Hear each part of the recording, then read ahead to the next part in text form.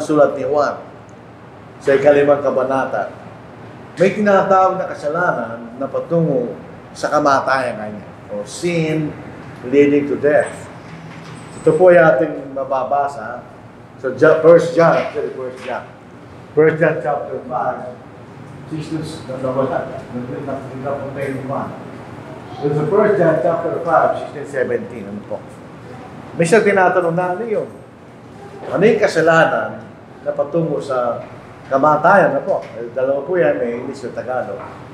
If anyone sees his brother stealing a sin which does not lead to death, ganyan, he will ask, and he will give him life for those who commit sin, not leading to death. Their sin leading to death. I do not say that you should pray about that. Well, unrighteousness is sin, and their sin not leading to death. Yun po sa Tagalog.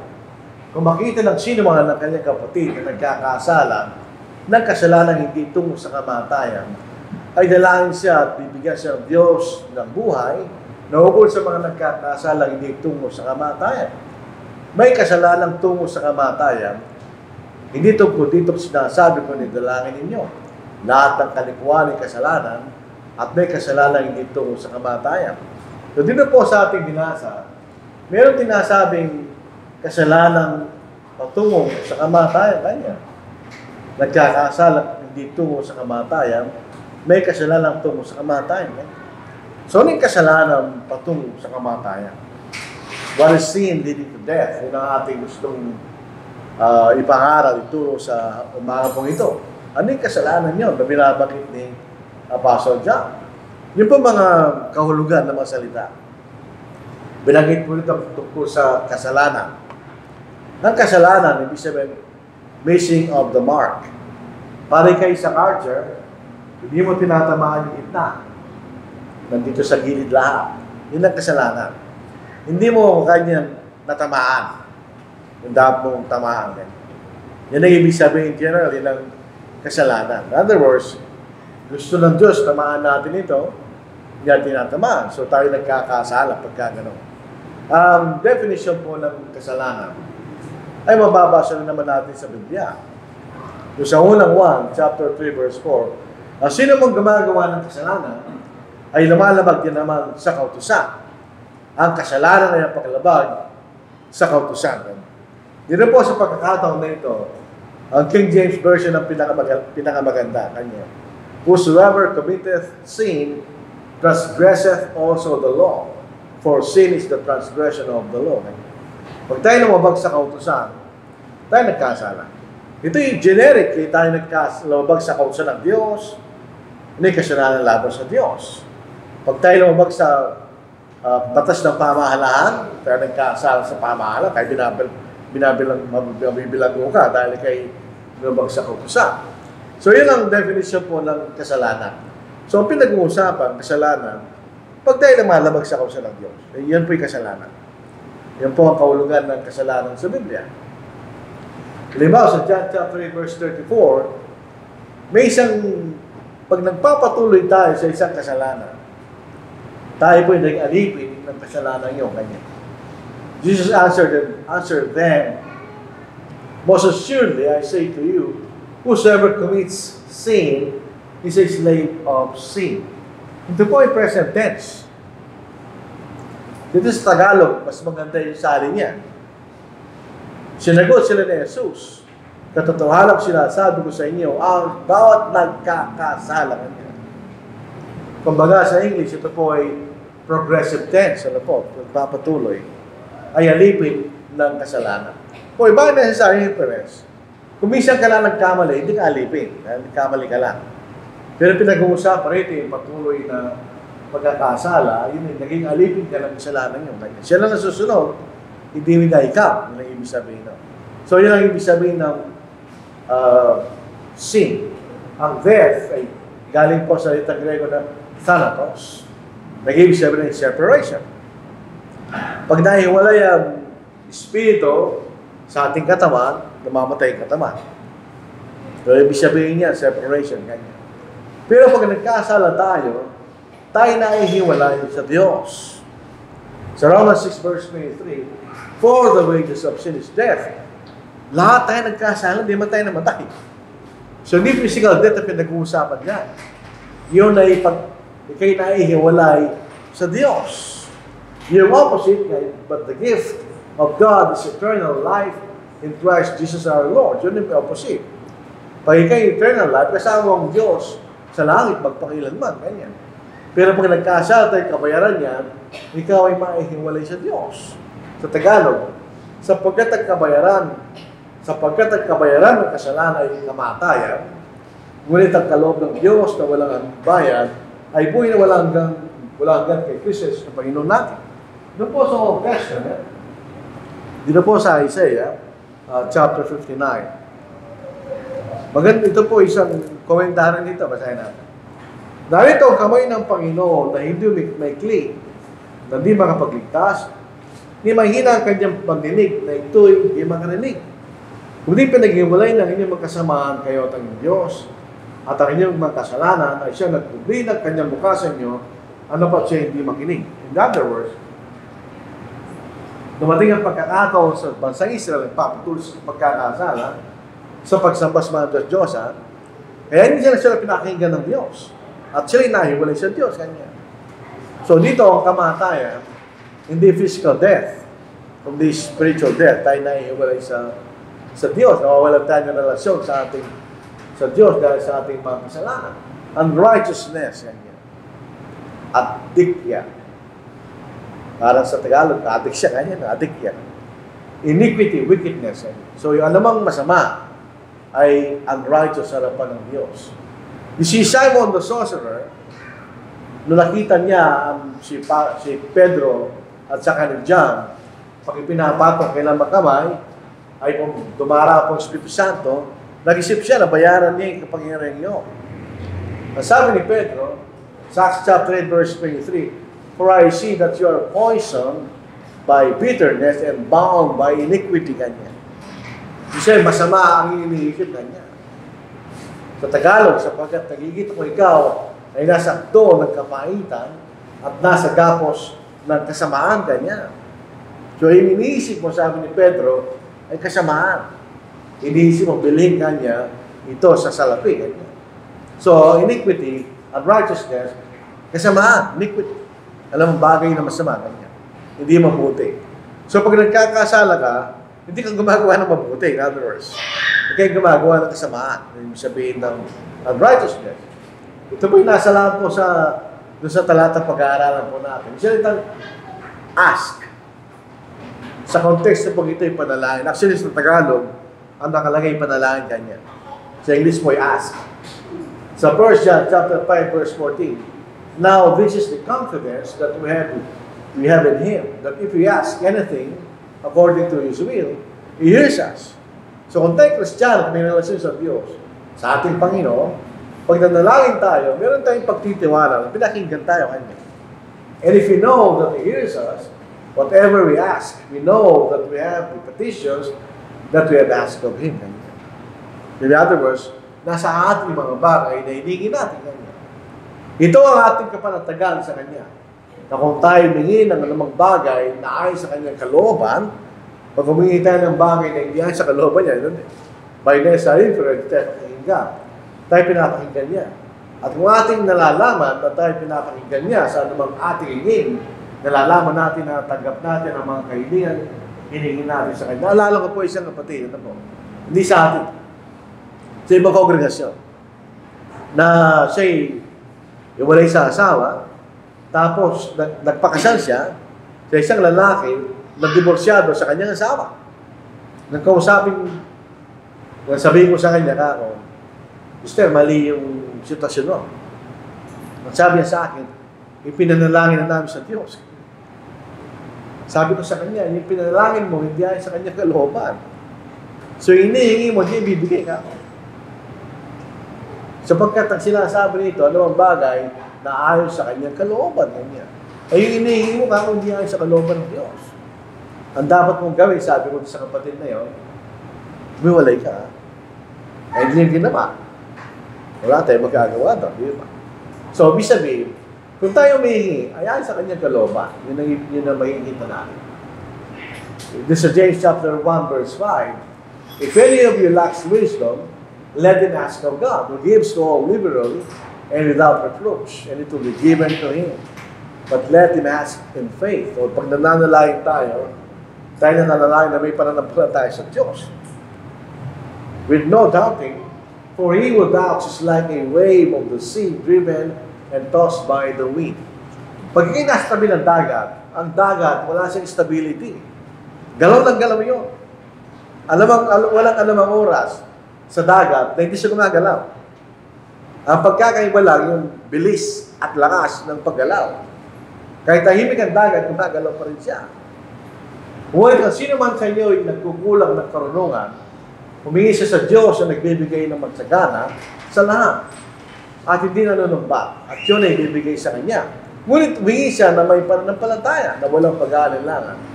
Sapagat ang nag-aalinlangan ay katulad ng alon sa dagat na hinihipan at ipinapagpad ng hangin kanya. Yun ang karakteristik ng dagat.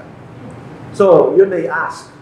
So, konteksto po ay, usually, ito ay panalangin sa Diyos. Tayo umihiling ng mga bagay. Anong kahulugan ng talata? Ano po yung ibig sabihin ng kasalanang hindi nakamamatay o nakamamatay? Yun po ay kasalanan pinatawad. So, totoo po yun doon sa kasalanan na hindi patungo sa kamatayan. Pero problema, dito sa talatang binabasa natin, ay humingi tayo in behalf ng nagkasala. So, hindi po pwede yun. Hindi yung kasalanan hindi kimamatay, yung ibig sabihin ng talata ito. Pangalawa, hindi po excuse sin. Makikita natin, ang Diyos, inaatulan niya yung kasalanan. Kaya ang kabayaran ng kasalanan ay kamatayan. Hindi po pinababayan sa kasalanan. Hindi rin ang kahulugan. Pangatlo, yung inisip natin pagkakasala. Kasi nagkakasala tayo ng ganito. Inisip natin isang kapatid nagkasala na hindi naman siya nagkasala. Dito po sa Romans chapter 14. Verse 14, ito po yung talata na mga kapatid sa Rome na may pagkakaiba. Yung iba'y kumakain ng mga pagkain niya sa mga Diyos-Diyosan, pag pinagbili sa palengke. Yung iba naman, hindi. Inisip na kasalanan yung kanya. Sa Romans 14 verse 14, nalalaman ko at naniniwala akong lubos sa Panginoong Yesus na walang anumang bagay na marumi sa kanyang sarili maliban doon siya nagpapalagay ng isang bagay marumi at sa kanya ito'y marumi. Di siya actually marumi. Pero sa isang tao pinapalagay niya ito'y marumi.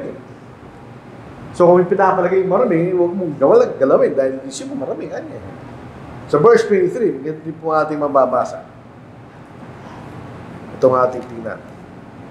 Ngunit ang nag-aalala ay nakatulang kung kumakain sapagkat di batay sa pananampalataya at ang naman hindi batay sa pananampalataya ay kasalanan. So, ito sa Romans 14 actually, hindi sila nagkakasala. Ang nangyayari doon, meron silang palagay nagkakasaling isa. Pero sa paningin ng Diyos, hindi sila nagkakasala kasi tinatanggap sila. Basahin natin. Sa Romans 14 verse 4, pareho sila tinatanggap kanya. Kung kumakain, hindi kumakain, tinatanggap sila ng Diyos. Sino kung humahatos na alipin sa alipin ng iba? Sa kanyang sariling Panginoon, siya'y tatay at mabubuwal. Subalit siya'y patatayin sapagkat magagawa ng Panginoon na siya'y tumayo. Paano magkasala yun? Kasalanan. So, hindi rin po sa bagay na parang inisip natin kasalanan. Ano yung ibig sabihin? Ano yung kasalanan ikamamatay? Ang kasalanan ikamamatay, hindi ito particular na kasalanan. Kundi ang ating paningin sa kasalanan. Either na ikaw ay willing na magsisi sa kasalanan, or ikaw, puso mo ay tumigas na sa pagkakasala, at ikay nagagalipin ng kasalanan nyo. Kasi kung nagkasala ka, pwede kang patuwa ng Diyos. Pero bakit sinasabi ito yung kasalanan patungo sa kamatayan? Ganyan. Kasi yung kamatayan, isang kasalanan na iba ang iyong pagtingin. Kasi tumigas ng puso mo, hindi mo na ito tinitignan na kasalanan. Binigay mo lang sarili mo sa bagay na yun. Yung Hebrews chapter 3 verse 13, sinasabi sa atin, mag-ingat tayo, kanya. Baka tayo patigasin ang ating mga puso na kasalanan. Isang matigas na puso, wala nang pakiramdam yun. Kaya may awit na matigas ang puso, di ba? Pag tumigas ang puso mo, ibig sabihin, hindi mo naninisip na nagkakasala. Basahin natin. Ngunit magpayuhan kayo sa isa't isa araw-araw habang ito'y tinatawag na kayo. Upang walang sino man sa inyo ang papagbatigasin na pagiging madaya ng kasalanan. Ganyan. So, yung magiging natin dito kasalanan patungo sa kamatayan ay ang katayuan ng isang tao na nagkakasala pero ayaw na magsisi. Dahil ito mga katwid, pwede natin malaman nyo, pag nilapitan natin kapatid, sinabihin natin magsisi ka at ayaw na magsisi. Yun ang kamatayang kasalanan patungo sa kamatayan. Pag namatay siya sa kalagayan ngayon, ayaw magsisi. Eh siyempre, siya po ay maiiwalay sa Diyos. Siya po ay magkakasala. So yung kasalanan, hindi ka mamatay. Pwede natin ipanalangin yung tao yun. Hindi sinasabing wala sa ginawang masama.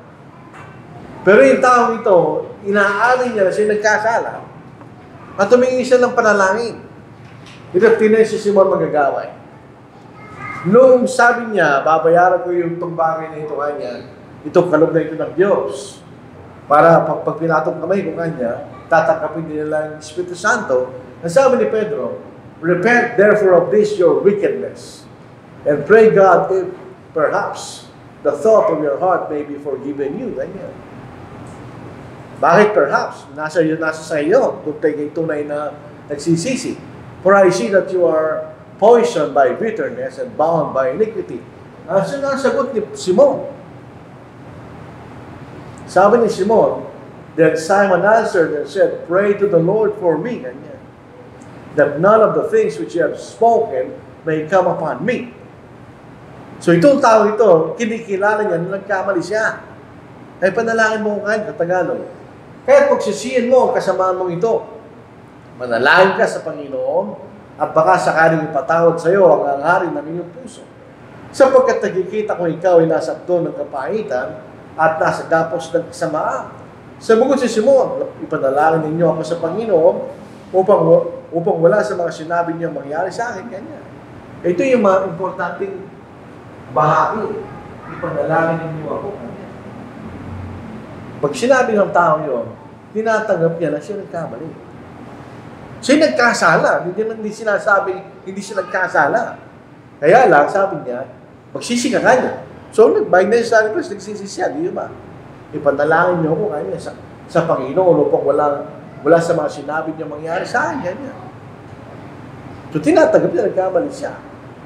So, hindi yung pupunta sa pag-ihiwalay sa Diyos dahil nagsisisi yung tao yun. Siya'y nalulumbay dahil sa kanyang pagkakasala. Nalulumbay siya.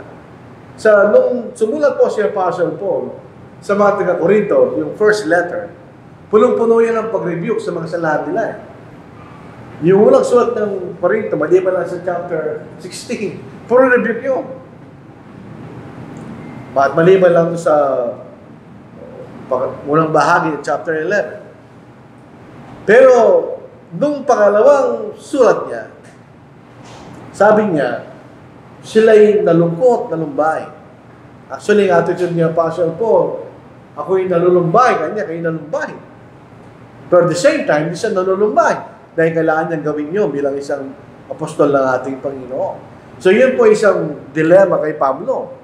Yung mga sinulatan sa Corinto, marami sa mga tao kilala niya. Dahil siya nagsimula sa gawain na yun. Marami sa mga kapatid at kaibigan niya. Pero kailangan kong gawin kanya.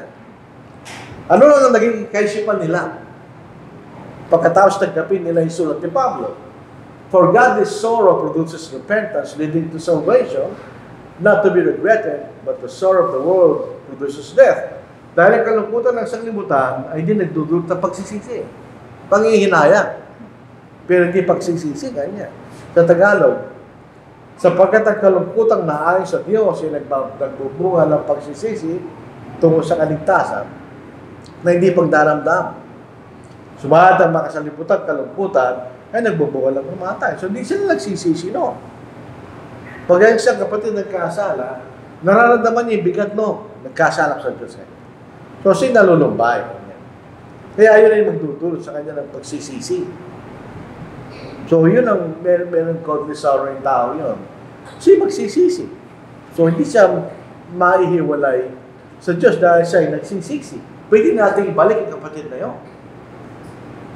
Yun ay sa Galatians 6:1. Brethren, if a man is overtaken in any trespass, you are spiritual, restore such a one in a spirit of gentleness. So, pwede pang ibalik yung kapatid na yun. Dahil kung yung kapatid, hindi sila nagsisisi, hindi mo siya ma-restore. Kaya marami sa atin, wala na dito. Kinausap sila, hindi na tinanggap. So, wala na sila. Hindi sila nagsisi. Pero may kapatid na pwede natin ibalik. You are spiritual. Such one is spirit of gentleness or meekness, ibang sa atin. Considering yourself, lest you also be tempted. Pasilin niyo, ha? Ito yung mga taong spiritually mature. Pero pwede pa rin sila matukso kanya. Mga kapatid, kung ang isang tao ay nagtakwa sa anumang pagsuway, kayo mga spiritual ay dapat papanambalikin siya sa spirito ng kamuan. Tingnan lang yung sarili, baka ikaw ay matukso rin. Kung ilalagay natin si Simon na magagaway, pwede siya may balik. Dahil nakikita niya siya nagkasala. At siya nagsisisi, yun ba? Ngayon, yung kabila, yung kamatayang patungo sa yung kasalanan patungo sa kamatayan, ano yun? Tingnan po natin. Hindi natin pwedeng ipanalangin yung tao yun. Walang alaga. Hindi, it will do no good. Useless. Yung sitwasyon ng bansang Israel, nasabihin ng Panginoon, babalik kayo sa mga dating mga landas, kanya. Ang sabi nila, hindi kami lalakad doon. Ang sabi ng Panginoon, huwag niyo panalangin sila kanya. Therefore, do not pray for these people, sabi niya kay Jeremiah, nor lift up a cry of prayer for them, nor make intercession to me, for I will not hear you, kanya. Hindi kita pakinggan, kanya. Bakit? Ito mga tao ito, sabihin ng Panginoon, babalik kayo sa mga dating landas, kaya hindi kami tatangan doon, hindi kami lalakad doon, kanya. Ibig sabihin, hindi kami babalik sa iyo. So, anong ipapanalayan para sa kanila? In other words, yung mismong tao, wala siyang pagnanasa magbalik sa Panginoon, kaya hindi mo na siya pwedeng ipanalangin, hindi naman siya babalik na. Kasi kung ipapanalangin mo, in behalf sa tao yun, pero yung mismong tao, ayaw niya, anong gagawin mo doon? Kaya sabi ng Diyos, huwag mo silang ipanalangin, kaya hindi kita pakikinggan. Tungkol sa iyo, huwag mong ipanalangin ang bahay ito. Hindi magtaas man ng daing o panalangin para sa kanila. O mamagitan ka man sa akin, sapagkat hindi kita tiringin, ganyan. So, ibig sabihin, kaya nga, babalik tayo sa talata, kung ang isang kapatid ay nagkakasala, nagkasalanan ka mamatay, huwag mo ipanalangin, ganyan. Kasi wala rin mangyayari doon. Hindi na ako makikinig, sabi ng Panginoon. Di ba? Yun sabi niya eh. Itong taong ito, wala na siyang feeling of guilt sa kasalanan niya. Yun po ang progression ba siya ng kasalanan? Katulad ng mamatay tao. Ang isang kriminal, for the first time, pumatay siya ng tao, nararamdaman niya yung guilt. Hindi makakatulog yun. Bumabalik daw sila doon sa krimen. Yung pangalawa, mayroon pa rin. Pagkatas sa pakatlo, wala na. Sanay na siya. Wala na siya guilt sa ginagawa niya kanya. So ito yung taong yun, hindi na sila nakakaramdam ng guilt. Ito mga nagtuturo maling aral sa 1 Timothy chapter 4 verse 2. Speaking lies in hypocrisy, alam nilang mali ang itinuturo nila, having their own conscience seared with a hot iron. Kapatid, kung hindi nila, kung ang iyong budi ay ganito na, ano pa pakiramdam mo? Wala ka na naramdaman. Sa Tagalog. Sa makita ng pagmamari ng mga nagsasalita ng mga sinungalingan, ng mga budi tinatakan na nagbabaka ng bakal. Kung yung budi nagbabaka ng bakal, ano pa maramdaman mo? Wala. So yung mga nagtuturo maling aral na ito, alam nila nagtuturo sila maling aral, pero they don't care. Hindi na nararamdaman sila nagtuturo ng mali. Ako naniniwala po ko yung mga nagtuturo ng mali. Alam nila nagtuturo sila ng mali. Kaya lang, napanindigan na nilang mali. So doon na sila. Hindi na nararamdaman na sila yung mali. Kasi isipin po natin magtuturo ng maling aral. Mga tao matalino yun eh. Alam nila, kaya tinuturo, alam nila yun. Ba't di sila nagbabago? Yan ang sinasabi ni Pablo. So, pagka tayo po yung napunta sa pagkakataon na hindi mo na nararamdaman na nagkakasala ka, ay hindi na magsisisi yun. Maraming practical na limbawa dyan. Bumalik lang tayo sa politika, mga kapatid. Yung nakita ng mga ghost project na ito. Meron pa pakiramdam yung mga yun? Wala silang pakialam. Basta may pera kami kanya. Wala na silang pakialam. Nagkakasa sila. Hindi. Actually, hindi nila aminin lang kakamali sila eh. Yung wala na pag-asa yung mga tao yun. Isipin nyo, gano'n na kalaking bagay sa pinag-uusapan. Ito rin po yung sinasabi sa Hebrews chapter 6. Verses 4-6. Hindi na natin imposible na sila mapagbago para sila magsisi. Tignan ninyo. Sila ang one bagay na yun. Sa Hebrews 6:4, chapter 4, verse 6. For it is impossible, kanya. Tignan nyo. It is impossible, kanya. For those who were once enlightened, basta yung mga Kristiyano ito, and have tasted the heavenly gift, and have become partakers of the Holy Spirit. Ito yung pinag-uusapan ng panahon na mayroon pa kalabas Espiritu Santo. And have tasted the good word of God. Alam na nila salita ng Diyos. And the powers of the age to come. Alam nila yung darating na panahon. Nagkahatulan. If they fall away. Ito yung magandang salin sa Roman King James Version. Hindi gano'n eh. If they fall away, ganyan. Sila mismo ang umalis, umawilay, ganyan. To renew them again to repentance. Since they crucify again for themselves the Son of God and put Him to an open shame, ganyan. Pansinin natin ang unang kamatayan ng Panginoon ay isang hayagang kahihiyan. Dahil si Kristo na pa ako kasama ng dalawang nanakaw. Kung hindi mo alam ang context, nung pangyayari yun, ikay nakatingin sa malayo, iisipin mo ang Panginoon ay magnanakaw. So, siya napunta sa kahihiyan, ganyan. Pagka ikay umalis sa katotohanan, hindi ka na magsisisi. Umalis ka na eh. Ganon din po pag nagkasala tayo, pinili natin magkasala, at nagpapatuloy tayo doon sa pagkakasala na yun, at nagugusto na natin pagkakasala na yun, paano ka magsisisi? Hindi ka magsisisi. Ang pagsisisi, sabi kanina, kung nararamdaman mo pa, yung kalungkutang ayon sa Diyos, ganyan, godly sorrow. Pag hindi mo nararamdaman yan, yun ang sabi ni Pablo na past feeling, ganyan. Lumampas na yung panahon, nararamdaman mo pa yung kasalanan mo, ganyan. So pag ganito yung tao, hindi magsisisi yan.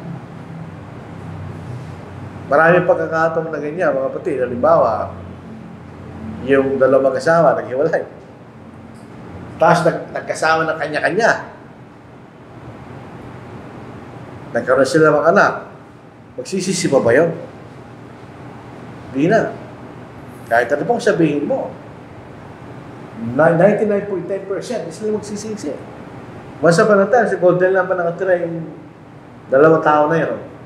Inalaran namin sila, gusto na magpabaptize. Pero bago sila nagpabaptismo, nag-confess sila, hindi kayo magkasama kanya. Sabi namin, maghiwalay kayo. Hindi na kami siya nagot. Hindi sila nagpabaptismo. Bakit? Wala na eh. Para sa sitwasyon nila, wala silang ginagawang masama. Kaya hindi ganun mga kapatid. Yung doon po sa Old Testament, yun po sa Israel. Yan ba sa Israel dito? Sila galing po sa pagkalipin. At gusto nila manumbalik sa Diyos. Ngayon, meron isang bagay na hindi pa nila ginawa. Sa huling kabanata po ng Ezra, chapter 10. Habang si Ezra ay nananalangin at nagpapahayag ng kasalanan, na umiiyak. At nagpatira pa sa harapan ng bahay ng Diyos.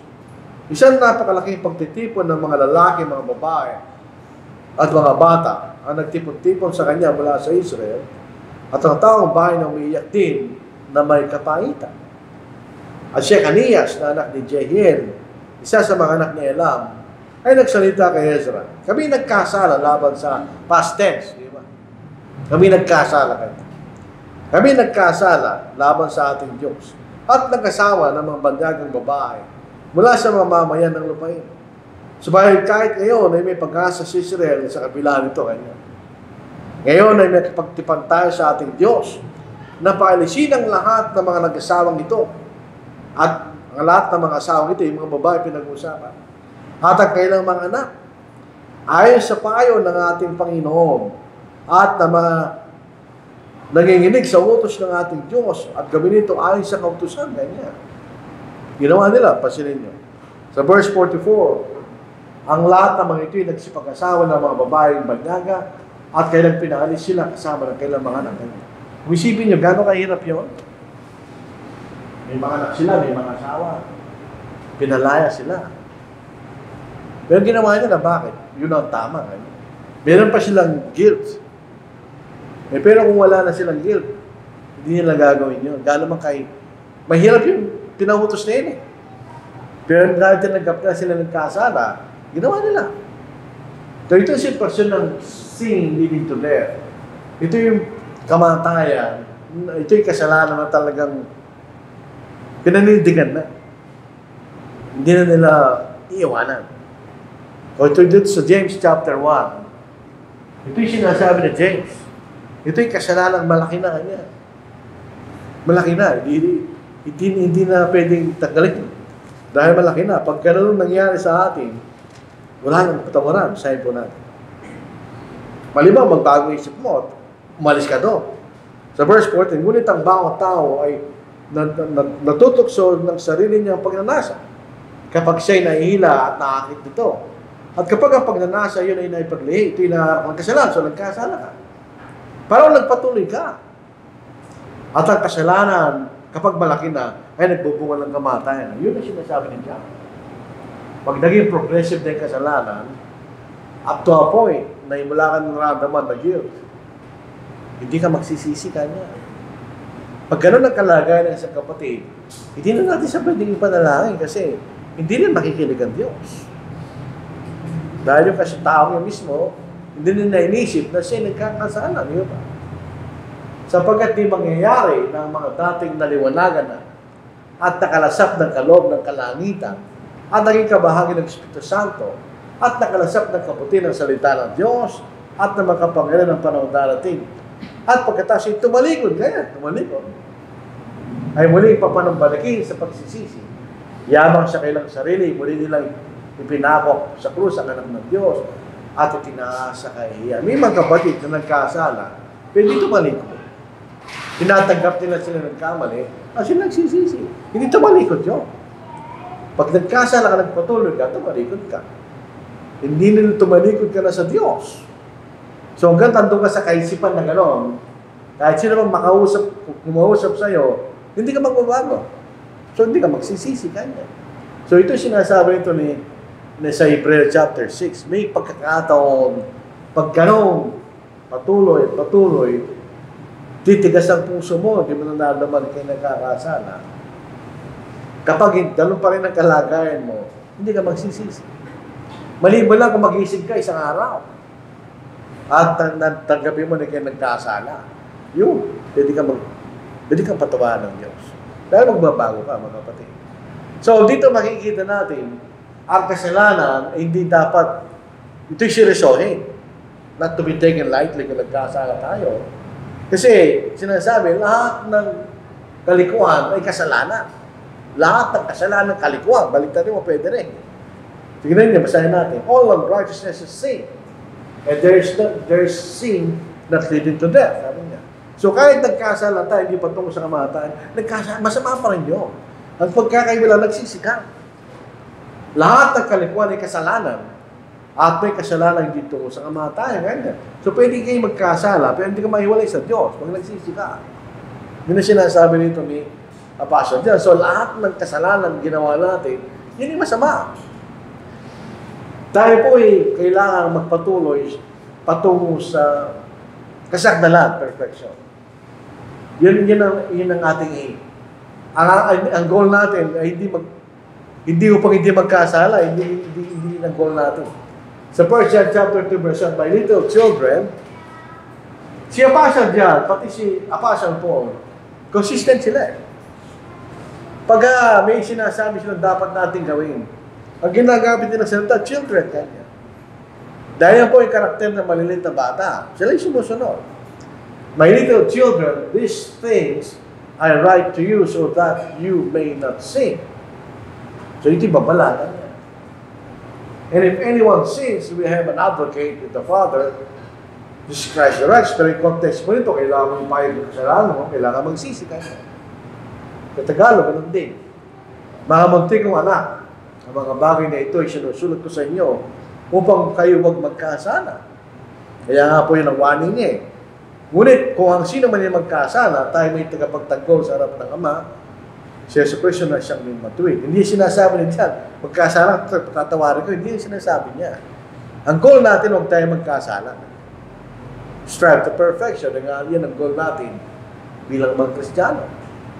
So, kung tayo magkasala, kailangan tayo magsisi. Kapag ang kapatid, lumalakad pa rin siya sa liwanag, pag nagkasala siya, alam niya nagkasala siya, at siya'y magsisisi. Dito sa 1 John 1:7, kapag ang kapatid tumalikod na, hindi siya lumalakad sa liwanag, hindi na magsisisi yun, tumalikod na siya eh. Pero pag tayo lumalakad sa liwanag, at nagkasala tayo, yun ang sinasabi niya. Paano yung Kristiyanong naglilingkod sa Panginoon? Nagkamali siya. But if we walk in the light, as is in the light, we have fellowship with one another, and the blood of Jesus Christ, His Son, cleanses us from all sin. Ngunit kung tayo lumalakad sa liwanag, tulad din nasa liwanag, may pagkasama tayo sa isa't isa. At ang dugo ni Jesus na kanyang anak, ang luminis sa atin sa lahat ng kasalanan niya. Kung lumalakad tayo sa liwanag, kasi kung lumalakad tayo sa liwanag at nagkasala tayo, ang gagawin natin, tayo ipapayag natin ang ating kasalanan sa Diyos. Tatanggapin natin yun kung nagkasala tayo. Tingnan niyo salitang if. Yun ay kondisyon, di ba? It's a condition. If we confess our sins, He is faithful and just to forgive us our sins and to cleanse us from all unrighteousness. And kung ipahayag yung kasalanan mo, by necessary inference, kung magsisisi ka, kung ipinapayag natin ang ating mga kasalanan, siya tapat at banal na magpapatawad sa ating mga kasalanan, at tayo nililisin sa lahat ng kalikuan. So walang kasalanan, gano'n makabigat, hindi pwedeng patawanan ng Diyos. Ay siyempre, siya yung makapangyarihan sa lahat. Walang kasalanan na dadaig sa Diyos. Kung tayo lalapit sa Kanya, magsisisi, di ba? Isipin natin yung, babalik tayo sa Acts chapter 2, yung nagpapatay sa ating Panginoon. Wala pa magkasalanan yung kito? Wala na. Pero pinatawad siya ng Diyos. Asaya pa ni Pablo, kung tayo pinatawad kung siya namatay, lalo naman siya nabuhay Kanya. Sabihin, natin tayo patatawa ng Panginoon. Ngayon na buhay na siya maguli. Dahil ay patunayan siya na may kapangyarihan. Ganyan. Kaya lang, kailangan natin tanggapin na tayo nagkasal. Magsisi Kanya. Di ba? Yun ang sinasabi ni Apostle John. At kailangan nating tanggapin na kailangan natin ng kaawaan ng Diyos. Hindi tayo pwede magbalak sa Diyos pag nagkasal tayo. Wala na tayong pupuntahan. Dito sa Luke chapter 18 verse 13, ito yung dalawang tao. Yung isa Pariseo, yung isa tax collector. Yung tax collector parang biyayaan ngayon. Yung mga tax collector noon, corrupt din sila. Kung halimbawa, piso ang babayaran mo, yung dawalang piso ang bayaran mo kanila. Pero ito kinikilala siya nagkasala kanya. And the tax collector standing afar off, malayo siya sa templo.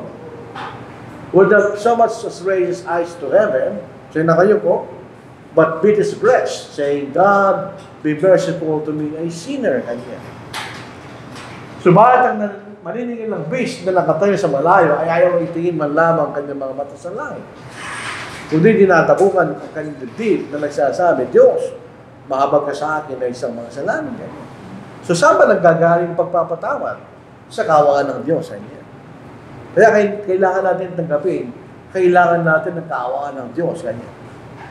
Bago tayo patawaran ng Diyos. So hindi tayo pwedeng magmalaki sa ating mga kasalanan. Kailangan natin tanggapin, pwede tayong maging matigas ng kasalanan. Pwede tayong patigasin ng kasalanan. At ito ang dahilan ba't katatalikod. Unfortunately, halimbawa, may mga kapatid na naniwala sa maling aral. Kasalanan din yun, di ba? Pag nagpatuloy sila sa paniniwala sa maling aral, titigas ang puso nila. Kahit anong paliwanag ang sasabihin mo, hindi sila maniniwala. Yun ang hindi naman progress actually. Yun ang magiging kalakaran ng kasalanan. Matitigasin yung puso mo. Kahit ano pang kasalanan ginagawa natin. Pag napatigas na ating puso, yun ang mangyayari sa atin. Sa Hebrews 3, chapter 3, 12 to 13, ganyan. Beware, mag-iingat, ganyan. Brethren, lest there be in any of you an evil heart of unbelief in departing from the living God. But exhort one another daily while it is called today, habang may panahon, lest any one of you be hardened through the deceitfulness of sin. Mga kapatid, mag-ingat kayo na walang sino man sa inyo may pusong masama at walang pananampalataya na naglalayo sa buhay na Diyos. Ngunit magpaiwan kayo sa isa't isa araw-araw habang ito'y tinatawag na ngayon, may panahon ganyan. Upang walang sino man sa inyo ang papagmatagasin ng pagiging matayan ng kasalanan. Pag pinatigas tayo ng kasalanan, tatalikod ka. Siyempre, unless otherwise, na ibang klase ka, di ba? Tatalikod ka pag pinatigas tayo ng kasalanan. Kahit yung mga tao spiritually mature, walang hindi pwedeng matarget ng kasalanan. Tingnan niyo sa Galatians chapter 6 verse 1. Brethren, if a man is overtaken in any trespass, you are spiritual. Kanya. Ito yung mga taong spiritually mature, ang ibig sabihin. Restore such a one in the spirit of gentleness or meekness. Ibig sabihin, pag lalapit ka sa isang kapatid na nagkakasala, kailangan mo sumunod sa kapangyarihan ng Diyos, kanya. Considering yourself, lest you also be tempted. Baka magkasala ka rin, kanya, matukso ka. So, ito yung mga spiritual mature na tao, pero pwede sila matukso, kanya. Mga kapatid, kung ang isang tao ay matagpuan sa anumang pagsuway, kayo mga spiritual dapat panambalikin sa spirito ng kamuan. Tingnan na yung sarili, baka kayo matukso rin, kanya. So, hindi tayo exempted. Sino man sa atin na magkasala at pwedeng patikasin ng kasalanan, ganyan. Lahat tayo. Kahit sino man. So, hindi natin dapat baliwalain ng kasalanan. So, bilang pahuli, number 1, ang Diyos ay paglabag sa kalooban ng Diyos. At paparusahan niya yung mga kasalanan. Hindi sila magsisisi. Pangalawa, at the same time, tagapin natin na anumang kasalanan ay pwedeng patawarin ng dugo ni Kristo. Available ang biyaya ng Diyos. So, sino man na gustong mapatawad ng dugo ng ating Panginoon. Pangatlo, whether tayo po'y mapaparusahan o mapapatawaran, depende sa ating pagtugon sa Ebanghelyo. Depende sa pagtugon natin sa kalooban ng Diyos. Nasa atin yun. So, huwag natin sisisi ng sinaman pag hindi tayo naligtas. Tayo may kasalanan. Walang iba, hindi tayo. Pangapat, ano bang gagawin natin? Tayo pa'y tatalikod sa ating mga kasalanan. Katulad ng ginawa natin, tayo unang nabautisman tayo. O at magpapatuloy tayo tapat sa kalooban sa buong buhay natin. Dalawa lang. Iwanan ba natin kasalanan, maging tapat tayo sa Diyos. At panghuli, o tayo po'y maging pasaway, stubborn, tigas ang ulo, na tayo magpatuloy sa kasalanan, at ayaw nating umalis doon. Ito yung inaayos sa atin lahat. Ang Diyos ay nandyan lang sa tabi. Willing tayo tanggapin Pwede tayo patawarin sa ating, alam mo, kasalanan ginagawa natin. Depende sa atin yun.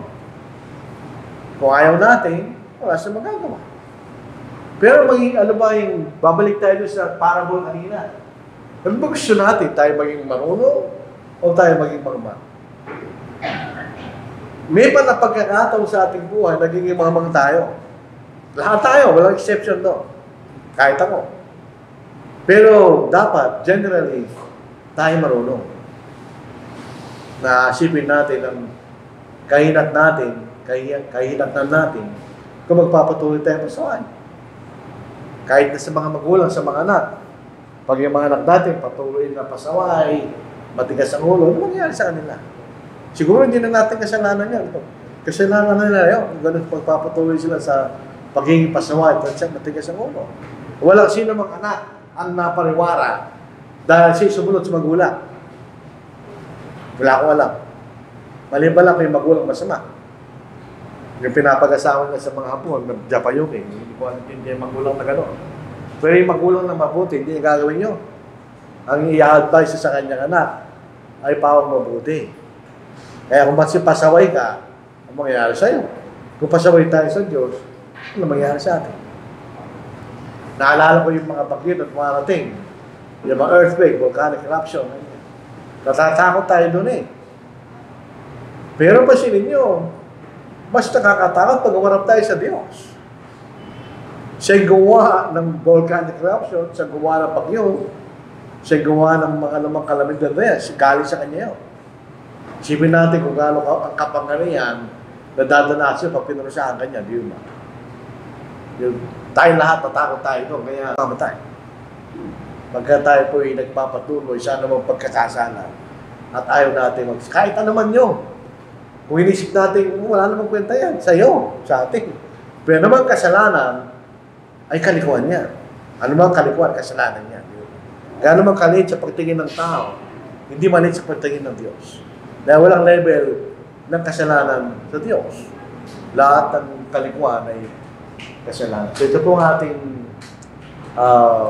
mensahe po sa umaga po ito.